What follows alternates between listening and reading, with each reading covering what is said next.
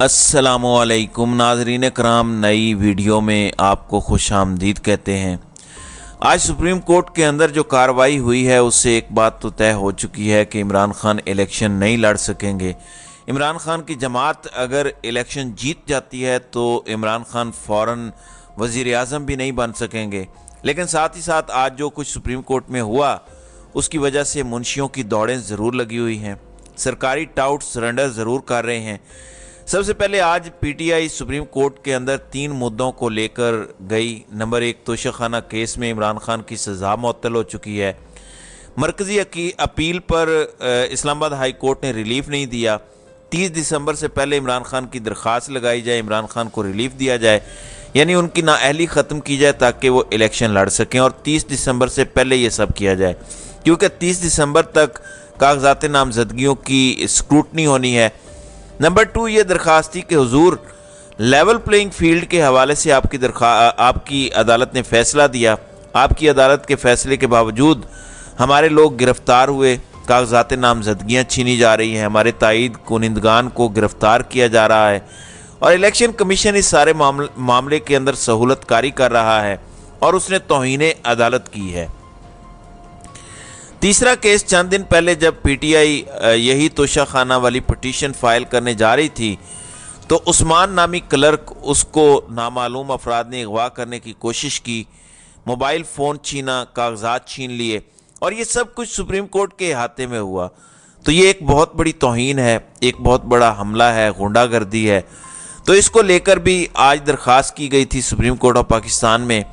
اب ہوا کیا ہے ناظرین اکرام؟ ہوا یہ ہے کہ جسٹس اطہر من اللہ اور جسٹس سردار طارق مسعود، صرف 2 ججز موجود تھے سردیوں کی چھٹیوں کی وجہ سے۔ پہلے تو جسٹس اطہر من اللہ نے اچھا خاصا ڈرایا، انہوں نے کہا کہ دیکھیں اگر ہم آپ کو ریلیف دے بھی دیں تو ایسی کوئی نظیر نہیں ہے، عدالتی نظیر نہیں ہے کہ آپ کی سزا بھی معطل ہو اور آپ کا پورا کیس ہی قواش ہو جائے، یعنی کیس اڑ جائے۔ تو اس طرح کی کوئی نظیر نہیں ہے، لہٰذا اگر کیس لگ بھی جاتا ہے تو آپ کو ریلیف نہیں ملنا، آپ کو فائدہ نہیں ہونا۔ یہ زور دے کے انہوں نے بار بار کہا کہ ایسی کوئی نظیر نہیں ہے، ایسا پاسبل نہیں ہے، عمران خان کو اس سے فائدہ نہیں ہونے جا رہا۔ اس پر پی ٹی آئی وکلاء نے بار بار کہا کہ دیکھیں جلد از جلد کیس سنیں، 70% لوگوں کی نمائندگی کرتے ہیں Imran Khan, P T I ملک کی سب سے بڑی جماعت ہے، ان کو الیکشن لڑنے کا حق ہونا چاہیے، عوام مایوس ہے۔ بہرحال جسٹس اطہر من اللہ نے بار بار یہی کہا کہ دیکھیں اگر ہم سن بھی لیتے ہیں تو اس کا کوئی فائدہ نہیں ہونا۔ وکلاء نے بتایا کہ فائدہ ہونا ہے، نظیر بھی موجود ہے آئین کے اندر، قانون میں بڑا واضح ہے کہ ایک ہی وقت پر سزا بھی سسپینڈ ہو سکتی ہے اور آپ کا کیس بھی ختم ہو سکتا ہے، یعنی سزا بھی ختم اور آپ کی بریت بھی ہو سکتی ہے۔ پھر ساتھ ہی ساتھ مخدوم جاوید ہاشمی کے کیس کا انہوں نے حوالہ دیا کہ ان کے کیس کے اندر ایسا ہو چکا ہے۔ بہرحال اس کے بعد جسٹس اطہر من اللہ تھوڑے سے ٹھنڈے پڑے، ان کو سمجھ آئی کہ ایسا ہو سکتا ہے۔ ساتھ ہی سردار طارق مسعود صاحب موجود تھے، انہوں نے کہا کہ ہو سکتا ہے یا نہیں ہو سکتا، یہ ایک الگ ڈیبیٹ ہے۔ مسئلہ یہ ہے کہ 2 رکنی بینچ جسٹس جہانگیری اور جسٹس عامر فاروق نے عمران خان کی سزا سسپینڈ کی ہوئی ہے، یعنی انہوں نے عمران خان کو ریلیف نہیں دیا، لہٰذا اب سپریم کورٹ کے اندر ہم صرف 2 ججز ہیں۔ جسٹس سردار طارق مسعود نے کہا کہ اطہر من اللہ کی بھی مہربانی کہ انہوں نے اپنی چھٹیاں منسوخ کی اور وہ بیٹھے ہوئے ہیں، لہٰذا ہم دونوں ججز سن بھی لیں تو ہم کچھ کر نہیں سکتے، اس کے لیے 3 رکنی بینچ چاہیے یا 5 رکنی بینچ چاہیے، جو ابھی بننا پاسبل ہے ہی نہیں۔ شہباز کھوسا اور دیگر وکلاء نے کہا کہ دیکھیں مہربانی کریں، یہ بڑا سنجیدہ معاملہ ہے۔ اس پر سردار طارق مسعود نے کہا کہ بالکل سنجیدہ مسئلہ ہے، لیکن اب کیا ہم کسی وکیل کو یا کسی اور بندے کو پکڑ کے اپنے ساتھ بٹھا لیں کہ یہ تیسرا جج ہے تو پھر ہی 3 رکنی بینچ بن سکتا ہے، ادروائز پاسبل نہیں ہے، تیسرا جج نہیں ہے ہمارے پاس تو ہم کیسے کریں؟ اس لیے چھٹیوں کے بعد ہم اس کیس پر سماعت کریں گے، قاضی فائزی صاحب بھی آ جائیں گے، پھر ہو سکتا ہے 5 رکنی بینچ اس کیس کو سنے۔ لہٰذا اس سے واضح ہو گیا 30 دسمبر تک کی سکروٹنی کی ڈیٹ ہے، ویسے الیکشن ہونے کی آج کے دن تک بھی کوئی چانسز نہیں ہیں۔ بہرحال عمران خان کو الیکشن لڑنے کی اجازت نہیں ملے گی، اور الیکشن لڑنے کی اجازت نہیں ملتی اور پی ٹی آئی جیت بھی جاتی ہے تو پھر وزیر اعظم تو فوری طور پر عمران خان نہیں بن سکیں گے۔ ہاں جماعت الیکشن جیت جاتی ہے، خان صاحب بعد میں مقدمات کا سامنا کر کے اہل ہو کر کسی بھی ضمنی الیکشن سے الیکشن لڑ کے قومی اسمبلی کے ممبر بن سکتے ہیں, وزیر اعظم بھی بن سکتے ہیں.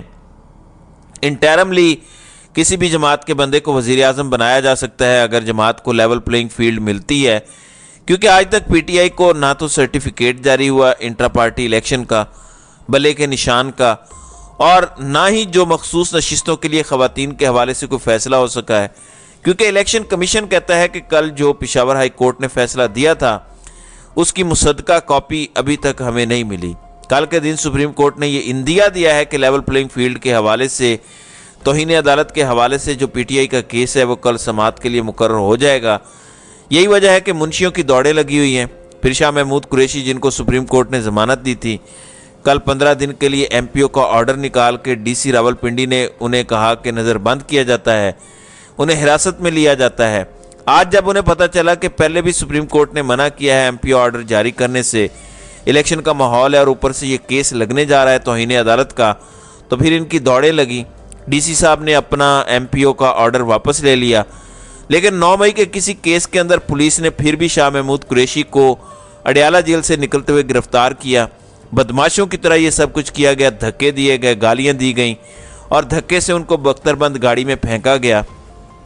شاہ محمود قریشی ایک لمبے عرصے کے بعد منظر عام پر آئے, بال ان کے بالکل سفید ہو چکے تھے. ان کی بیٹی نے بھی کہا کہ میرے باپ کی عمر کا بھی لحاظ نہیں کیا گیا, ان کے منصب کا بھی لحاظ نہیں کیا گیا, وہ برِ صغیر کی سب سے بڑی گدی کے گدی نشین ہیں, اس کا بھی حیا نہیں کیا گیا. انہیں گالیاں دے کے دھکے دے کے بختر بند گاڑی کے اندر سوار کیا گیا. لہٰذا منشیوں کے پاس آج وقت کم رہ گیا ہے.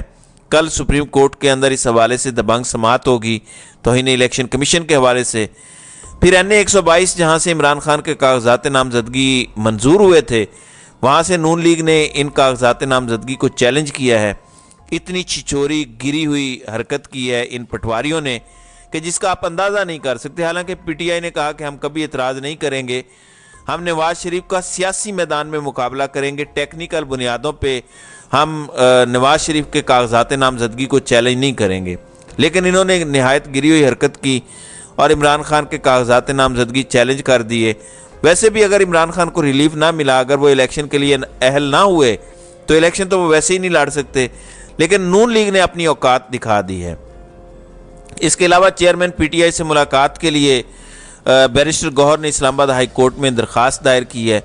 اسی طرح سائفر کیس کی کارروائی آج بغیر کسی سماعت کے جمعے تک ملتوی ہوئی ہے, اور کل اسلام آباد ہائی کورٹ کے جسٹس میاں گل حسن اورنگزیب سائفر کیس کے حوالے سے سماعت کریں گے. 4 دسمبر اور 12 دسمبر کو جو آرڈر ہے فرد جرم کی جو کارروائی کی گئی ہے عمران خان کے خلاف, ان تمام معاملات کو چیلنج کیا ہوا ہے. پھر جو ان کیمرہ سماعت ہو رہی ہے جیل کے اندر, اس کو بھی چیلنج کیا ہوا ہے پی ٹی آئی نے. تو ان تمام چیزوں پر کل اسلام آباد ہائی کورٹ کے اندر سماعت ہونے جا رہی ہے. پھر اس کے علاوہ چکوال سے الیکشن لڑ رہے ہیں سینئر صحافی ایاز امیر صاحب. ایاز امیر کا کہنا ہے کہ مجھے اڈیالہ جیل سے پیغام نہیں آیا بلکہ حکم آیا ہے. حکم آیا ہے کہ ایاز امیر آپ نے چکوال سے ہر صورت الیکشن لڑنا ہے, اس لیے میں چکوال سے الیکشن لڑ رہا ہوں. یہ جو سب کچھ ہو رہا ہے, شاہ محمود قریشی کو رہا نہ کرنا, فوری سائفر کیس کی سزا سنانا, یہ اسی لیے بظاہر کیا جا رہا ہے کہ عمران خان کو اگر توشہ خانہ کیس میں ریلیف مل بھی جاتا ہے تو پھر بھی ہم عمران خان کو کسی بھی طرح سے الیکشن نہ لڑنے دیں. میں سمجھتا ہوں کہ اگر عمران خان الیکشن نہ بھی لڑیں, باقی جماعت الیکشن لڑے, بلے کے نشان پر الیکشن لڑے, تو یہ بھی عمران خان کی فتح ہے. آپ کے پاس بعد میں مواقع ہوتے ہیں, آپ الیکشن لڑ کے دوبارہ وزیر اعظم بن سکتے ہیں.